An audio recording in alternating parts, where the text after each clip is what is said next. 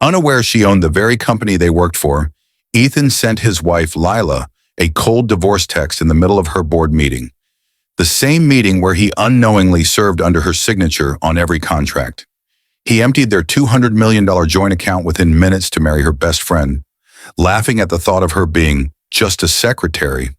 But beneath Lila's silence was a power he couldn't begin to imagine. A secret that could destroy everything he thought he controlled. Why did she never tell him she owned the company? Why did her best friend betray her? And when the truth finally surfaced, what did Lila do that left Ethan begging for mercy? The morning sunlight spilled gently across a quiet suburban kitchen, the kind that looked borrowed from a dream. Golden light brushing over polished countertops, the smell of pancakes floating through the air. Charlotte Monroe hummed softly to herself, flipping one on the skillet while her two children argued playfully over who would get the first stack. Her laughter, light and effortless, filled the room like music. From the outside, this was the picture of a woman who had everything: a loving home, a successful husband, a life perfectly stitched together. Jonathan Monroe entered the kitchen in his tailored charcoal suit, his cufflinks gleaming like mirrors. His smile was sharp, camera-ready, the kind that melted strangers, but never reached his eyes anymore. Charlotte turned, her heart lifting instinctively at the sight of him, still hoping for that familiar warmth. "You're up early," she said gently, sliding a plate toward him. He barely glanced at it. "Big day. Investor briefing at 9. His voice was clipped, distant. She smiled, masking the sting. "You'll do great. You always do." Jonathan nodded absently, scrolling through his phone. "Yeah." The silence stretched. The sound of butter sizzling filled the space where affection used to live. Charlotte looked at him, at the man she'd loved for 12 years, and felt the ache of something slipping away. She didn't know that by sunrise he had already decided to erase her from his life. Last night, during their 12th anniversary dinner, Jonathan had stood in front of friends, investors, and photographers, raising a glass to her. "To Charlotte," he'd said, his tone full of charm and practiced affection. "The woman behind every success I've had." The crowd had applauded, flashes going off, the perfect portrait of a devoted husband. But beneath the table, hidden from the world, Jonathan's fingers had moved quickly, typing a message to his young secretary, Sienna Brooks. "Tomorrow morning, it's done. I'm yours." Now, as Charlotte wiped syrup off her son's cheek and listened to her daughter's laughter, her husband was sending another text. Not to her, but to finalize a transfer that would drain the account they'd built together. He pocketed his phone, leaned over and kissed her cheek. It was mechanical, cold, a gesture of habit, not love. "Don't wait up," he said before walking out. The door closed softly behind him. The house exhaled. Charlotte smiled faintly, unaware that her world had just started collapsing. She packed the kids' lunches, tied her daughter's shoes, and walked them to the car, her heart full of quiet pride. She loved mornings like this. Simple, ordinary, safe. She didn't know that somewhere across town, Jonathan was sitting in his office, his signature pen scratching across documents, her name being replaced, her security being erased. By mid-morning, she poured herself a cup of coffee and opened her phone, a small smile forming as she thought of sending Jonathan a good luck text for his investor meeting. Before she could type, her phone buzzed. A new message from him appeared on the screen. "It's over. Don't call me. The account is mine now." Charlotte blinked. The words blurred. For a moment, she thought it was a cruel joke. Her chest tightened, her breath catching in her throat. She opened their joint banking app. Her thumb trembled as she refreshed the balance. $0. The mug slipped from her fingers, shattering against the tile.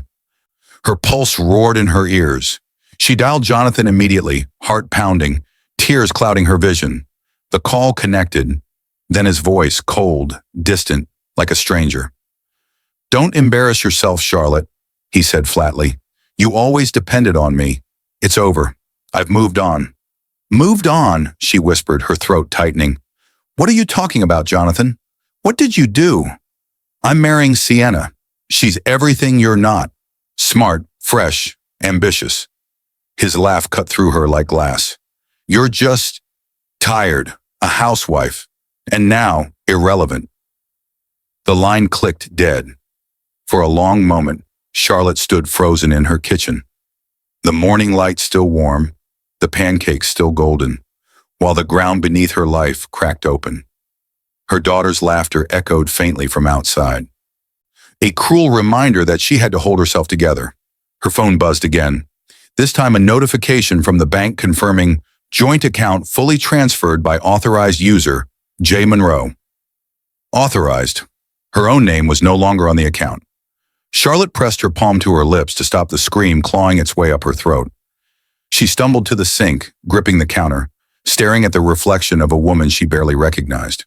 Her mind raced, humiliation, disbelief, betrayal, all crashing at once. How could he? How could the man she built everything with erase her so easily? The kitchen blurred as tears filled her eyes. She looked at the family photo on the counter. Jonathan's hand around her waist, their smiles perfect for the world. Lies, every inch of it. She turned off the stove, forced her breathing to slow, and wiped her face. Her children couldn't see her break. Not yet, not ever. But beneath the ache, something else began to stir. Something deep, cold, and steady. She didn't know how yet, but she would find out why he'd done this. And when she did, the man who thought he'd destroyed her would learn the truth he'd never imagined. Because Charlotte Monroe wasn't just his wife, she was the silent owner of everything he thought was his. Charlotte gripped the steering wheel so tightly that her knuckles blanched. The road ahead blurred through her tears, a smear of gray under a pale morning sky. She didn't remember starting the car, didn't remember how she'd thrown on her coat or locked the door behind her. All she knew was that she needed answers, and Jonathan was going to give them. Her phone kept vibrating in the passenger seat. Friends, neighbors, messages from the PTA chat, all buzzing with the mundane chatter of normal life. The kind of life she no longer had. She turned it face down. Every mile between her and Jonathan's office burned away another layer of disbelief, replacing it with something heavier, sharper. When she pulled into the parking lot of Monroe and Wells Financial, the building seemed larger than ever, an intimidating glass fortress that reflected the sky like a mirror. She had walked through those glass doors hundreds of times before, always proud to stand beside her husband, the man everyone saw as the face of success. Now, every reflection she passed felt like an accusation. Inside, the lobby gleamed. Marble floors, gold accents, a massive logo on the wall that spelled NWF Holdings. The receptionist glanced up, then froze. Charlotte noticed the flicker of discomfort in her eyes before she could mask it with a polite smile. "Mrs. Monroe," she said, her tone hesitant. I wasn't expecting..." Charlotte's voice came out steadier than she felt. "I need to see Jonathan." "Mr. Monroe's in a meeting," the receptionist began, but then a pair of footsteps clicked across the marble floor. Deliberate, confident. Sienna Brooks emerged from the corridor, her heels sharp against the tile, her tailored black dress hugging her like armor. Her youth was blinding, her confidence rehearsed. She smiled, not with kindness, but with victory. "Well," Sienna said, her tone dripping with sweetness, "this is unexpected." Charlotte's stomach twisted, but she held her ground. "I want to speak to my husband." "Your ex-husband," Sienna corrected, crossing her arms. The diamond on her finger, Charlotte's diamond, flashed under the lobby light. "He's busy. You should really stop showing up uninvited. It's undignified." Charlotte's breath caught. "Undignified?" "Jonathan asked me to handle his personal affairs now," Sienna continued smoothly. "So, whatever this is, money, documents, closure, I suggest you go through me." Charlotte's eyes hardened. "You're handling his personal affairs? How convenient. Did he teach you how to forge signatures too, or was that your own contribution?" Sienna's smirk faltered. For a split second, something like fear flickered behind her confidence. But then she recovered. "You should go, Charlotte. You don't belong here anymore." The elevator behind her chimed, and Jonathan stepped out. Sleek, commanding, the picture of success. His arm slid around Sienna's waist like it belonged there. His face showed no trace of guilt, only annoyance. "What the hell are you doing here?" he asked flatly. Charlotte turned to him, her voice trembling but clear. You drained our account. You left a text message, Jonathan. A text. He sighed as if she were a nuisance. You're making a scene. A scene? Her voice rose despite herself. You erased me. You took everything. His lips curled into a cruel smile. Correction. I took my money. You didn't earn it, Charlotte. You lived off me for years, pretending to be supportive while doing… What? Flipping pancakes and organizing fundraisers? Sienna stifled a laugh, leaning closer to him. Charlotte's eyes stung, but she didn't look away. I believed in you, she whispered. I stood by you when no one did. You were nothing when I met you, Jonathan. Nothing. He stepped closer, his voice dropping to a cold hiss. And now I'm everything. That's what happens when you stop dragging dead weight. The words hit like a blade. Around them, employees stared from the corners of the lobby, pretending to work, whispering behind screens. The humiliation burned deep into her skin. Charlotte's phone buzzed in her coat pocket. She ignored it. Jonathan adjusted his cufflinks and turned to Sienna. Security will escort her out. Sienna nodded, her expression smug. But Charlotte didn't move. Her gaze shifted past them, to the enormous MWF Holdings logo glinting behind the reception desk. Her father's initials, her father's legacy. Jonathan had once told her it was a coincidence, that Wells was the name of his first investor, but the memory now clawed back through her shock, a faint recollection of a conversation years ago when her father said, "One day this company will protect you, even if you don't know it yet." Charlotte took a slow breath. She didn't say a word. She simply looked at Jonathan, really looked, and saw not power, not control, but a man who had built his entire empire on someone else's foundation. Don't worry, she said softly. You'll see me again. He laughed. I doubt that. But something in her tone unsettled him, just enough that his smirk faltered for a second. She turned and walked out, her heels echoing across the marble, her back straight despite the weight crushing her chest. Outside, the wind bit cold against her face. She stopped by her car, her hands shaking as she finally checked her phone. Dozens of messages flooded her screen, some from friends, others from news alerts. One headline caught her breath. Jonathan Monroe rumored to propose to Secretary Sienna Brooks at Investors Gala next week. Charlotte stared at it, the words blurring. Around her, the city hummed, indifferent to her pain. She sank into the driver's seat, trembling, her tears falling silently. And yet beneath that grief, something steady began to take shape. The same calm fire that had once made her father call her his quiet strategist. She didn't know how yet, but Jonathan's empire, her father's company, would soon learn that the woman he discarded was not broken. She was waiting, and when the truth surfaced, the man who thought he owned everything would learn who truly did. Rain drizzled against the wide front windows of the small suburban cafe where Charlotte sat alone, stirring her untouched tea. Days had passed since that humiliating scene in Jonathan's office, but the echoes of his laughter still played in her head. The gossip had spread faster than she could breathe. Neighbors whispered when she walked past. Old friends avoided her calls, and even Jonathan's mother, who used to adore her, had coldly suggested she move on with dignity. Bills lay scattered across her kitchen table at home, and eviction notices waited in a neat stack by the door. Every day, another piece of the life she built was stripped away. She stared out the cafe window, her reflection pale and tired in the glass. She'd barely slept, barely eaten, and yet something inside her refused to break. There was a thin thread, invisible but unyielding, that still held her together. A gentle voice pulled her from her thoughts. Charlotte Monroe. She looked up, startled. The man before her looked almost the same as she remembered.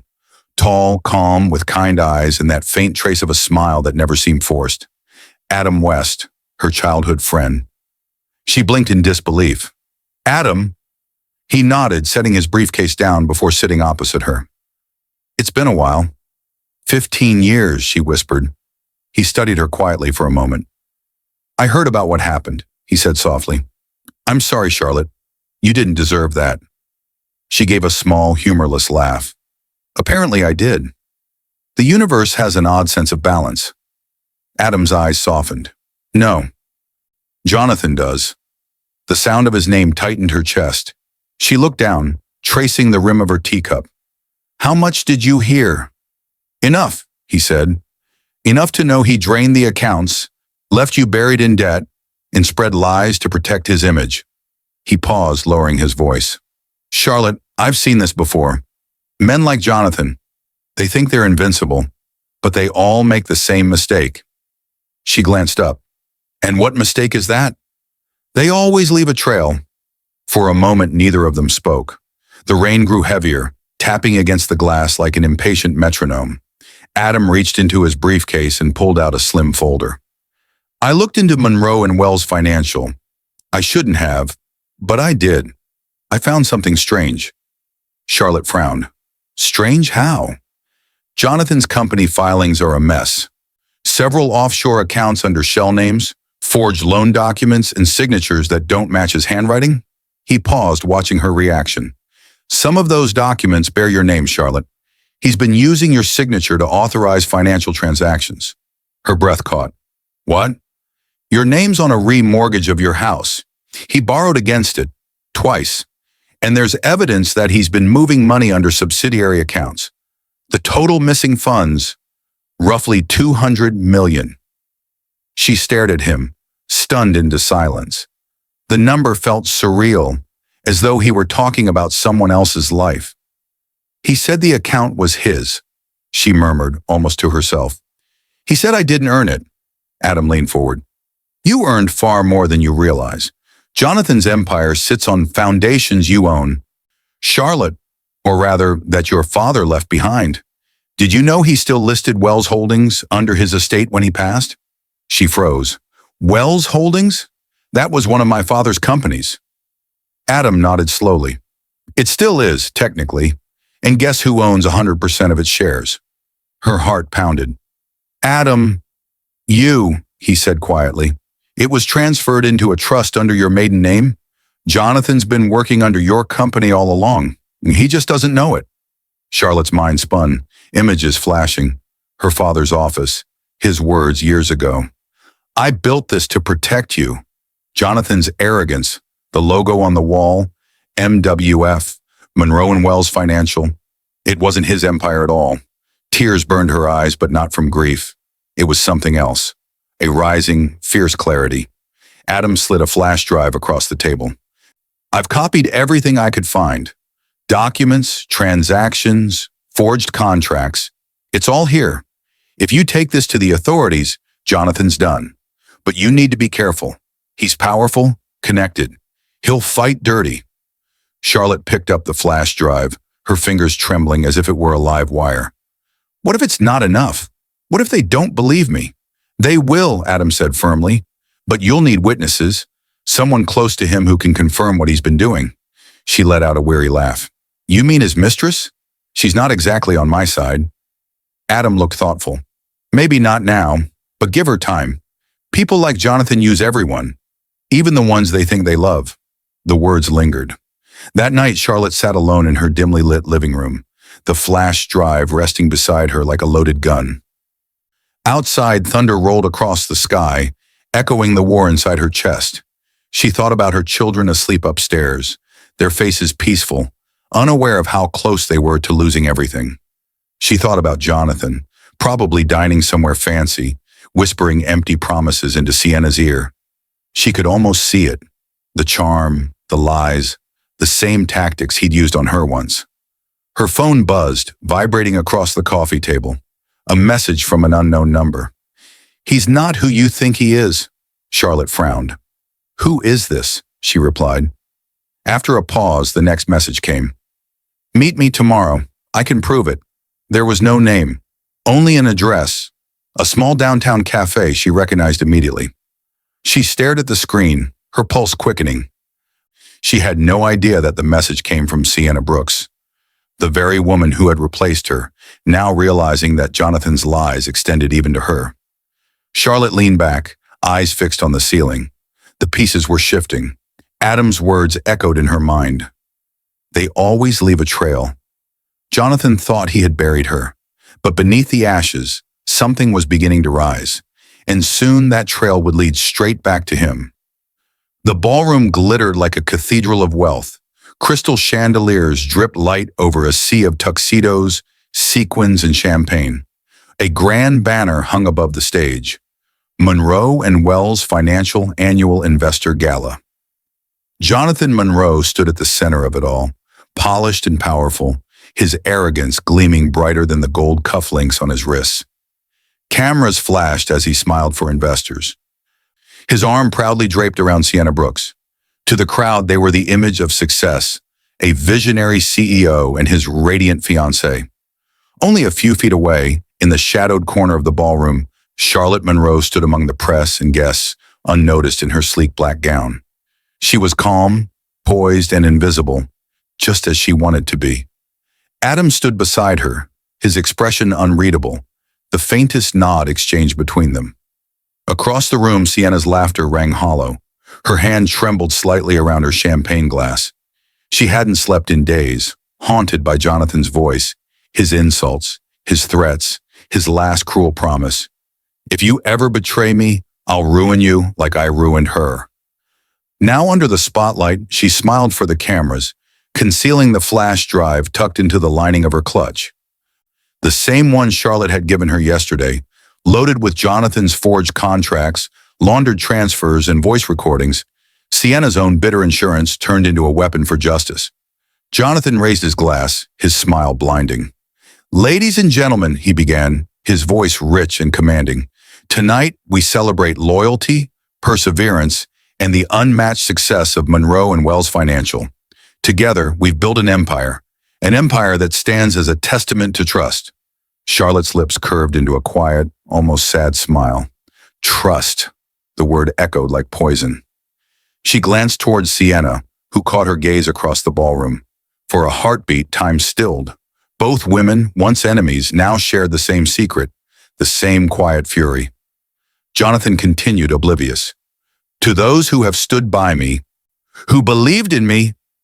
The ballroom doors burst open. A hush swept through the crowd as uniformed officers entered, their badges catching the chandelier's light. Gasps followed as they moved through the aisle, purposeful and silent, until they stopped in front of Jonathan. "Jonathan Monroe," one of them said firmly, "you're under arrest for fraud, embezzlement, and forgery." The room erupted in chaos. Champagne flutes shattered. Cameras clicked like gunfire. Jonathan blinked, confused, then furious.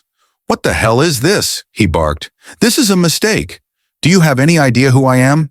But the officer was already reading him his rights. Behind him, investors whispered, faces paling as they checked their phones. Emails, messages, notifications spreading like wildfire. News outlets had already picked up the story. The flash drive Adam had sent to the authorities earlier that evening had done its work faster than expected. Jonathan's eyes darted toward Sienna. "You," he hissed. "You did this." Sienna flinched but stood her ground. "You did this to yourself," she said quietly, her voice trembling but resolute. "You lied to everyone, even me." He turned, searching the crowd, and then he saw her, Charlotte. For a second, his mask cracked. His face drained of color as she stepped forward, calm and unflinching, the soft rustle of her gown cutting through the murmurs. Reporters' cameras swiveled, recognizing her instantly. "Charlotte," he rasped, disbelief warping his voice. How?" She stopped a few feet away, her gaze steady, her tone almost gentle. "I told you you'd see me again." "You set me up," he spat. "No," she said. "You did that all on your own. I just let the truth do what it does." An officer reached for Jonathan's wrist. He resisted, yanking free, shouting at the crowd. "You think she's innocent? She's nothing. She's nobody." Charlotte tilted her head slightly, her voice cutting through the noise. "Nobody." She reached into her clutch and pulled out a single document, the original certificate of ownership for Wells Holdings. Her father's name on the header, her own signature beneath it. "You should have read the fine print of your empire, Jonathan. You never built it. You worked for me." Gas rippled through the ballroom. Even the officers paused. Jonathan's face contorted, his arrogance shattering as the truth struck. "That's impossible," he muttered, shaking his head. "That's real," Charlotte said softly. My father made sure I'd be protected, even from you." For a moment he stood frozen, caught between rage and disbelief, before the officers clasped the cuffs around his wrists. Cameras flashed like lightning. The mighty Jonathan Monroe dragged through the crowd he once ruled, screaming, "You'll regret this, Charlotte! You'll regret this!" But she didn't move. She just watched, her face unreadable, until the ballroom doors closed behind him. The silence that followed was thick and electric. Sienna exhaled shakily, her eyes meeting Charlotte's once more. For a brief moment, neither woman said a word. Then Sienna whispered, "Thank you for letting me help." Charlotte gave her a faint smile. "We both needed freedom. Now we have it." Adam approached, touching Charlotte's arm lightly. "It's over." She nodded, though her voice was quiet. "No, it's finally beginning." Weeks later, the courtroom overflowed with reporters, their cameras flashing as Jonathan Monroe was led in, gaunt and furious. The evidence was overwhelming. Sienna's recordings, Adam's documents, Charlotte's ownership papers. The prosecution's voice echoed as the gavel fell. "Guilty on all counts." Jonathan's protest was drowned beneath the roar of the press.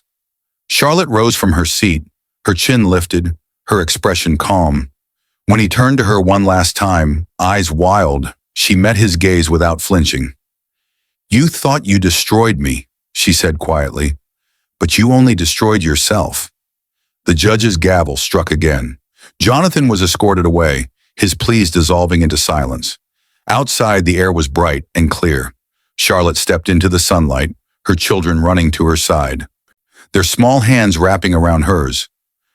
Adam stood nearby, watching with quiet pride.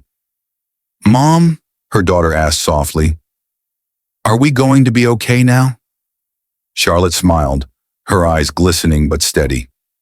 "Yes, sweetheart," she said, her voice full of quiet certainty. "We're going to be just fine." The cameras flashed behind them, capturing her silhouette as she walked down the courthouse steps. Not as a victim, not as the wife left behind, but as the woman who reclaimed her power. The world that once mocked her now whispered her name in awe. The empire her husband thought he built was hers all along. And as she disappeared into the sunlight, Charlotte Monroe finally became what she was always meant to be, free, unbroken, and unforgettable.